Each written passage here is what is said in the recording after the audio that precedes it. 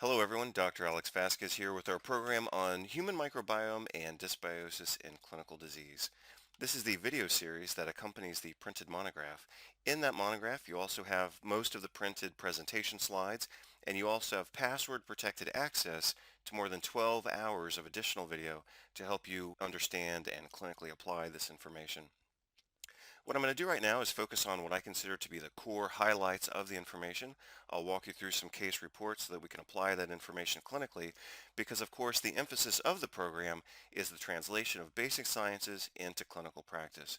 You'll find this to be particularly relevant for patients with diabetes, obesity, insulin resistance, and cardiometabolic disease, fibromyalgia, chronic fatigue syndrome, which has recently been renamed systemic exertion intolerance disease.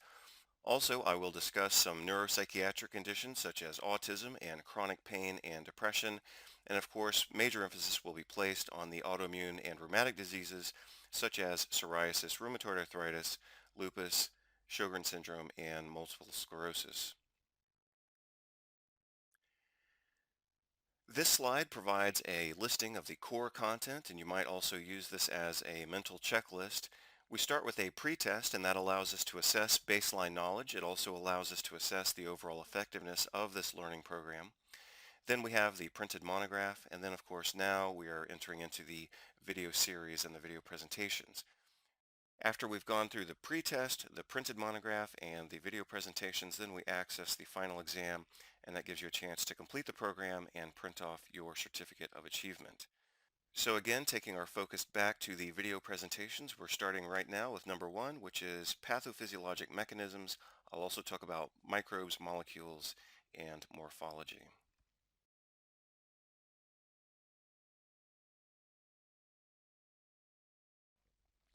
So what the science shows us is that hydrogen sulfide is a mitochondrial poison very similar to cyanide, except that hydrogen sulfide is produced from microbes within the gastrointestinal tract.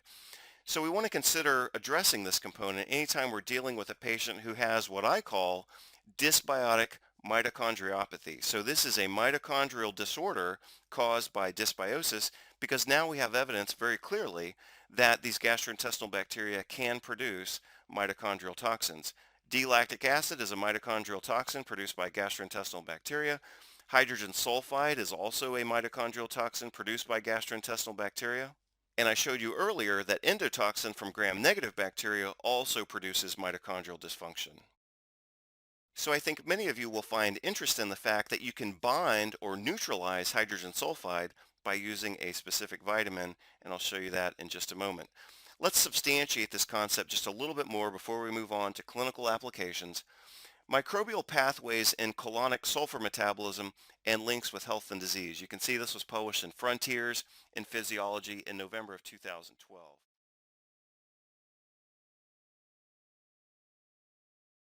Now we have arrived at the end of this presentation, so let's all take a deep breath, congratulate ourselves. We just talked about the microbial mechanisms, molecules, and morphology.